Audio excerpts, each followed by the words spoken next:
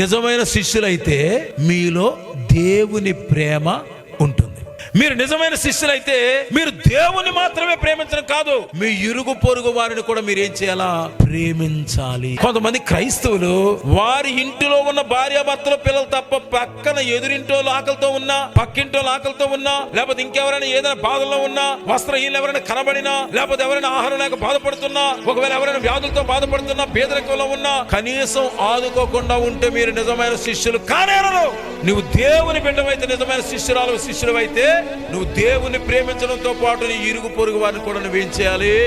ప్రేమించాలి. మన ప్రాంగణంలోకి వచ్చిన వారికి ఎవరికి కాదని చెప్పి పంపించినటువంటి పరిస్థితులు సాధారణంగా ఉండవు. ఎంతమంది వస్తుంటారో, అయ్యా మాకు ఏదైనా సాయం చేయండి అని చెప్పి చాలా మంది వస్తుంటారు. వచ్చిన వాళ్ళందరికీ కూడా ఇచ్చి పంపిస్తూ ఉంటారు.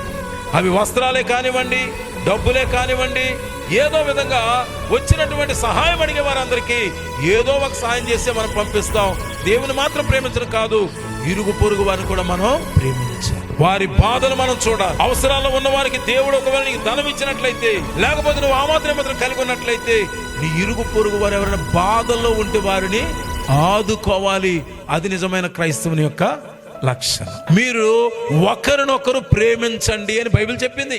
అంటే మనం ఇతరులు ప్రేమించగలిగితే, ఇతరుల పట్ల దయ కలిగి ఉంటే, ఇతరుల పట్ల కరుణ కలిగి ఉంటే, దీనిని బట్టి నిజంగా వీరు యేసు యొక్క శిష్యులు అని జనాలు తెలుసుకుంటారని ప్రభు చెప్పాడు. ప్రేమ అనేది క్రైస్తవుని యొక్క గుర్తింపు కార్డు.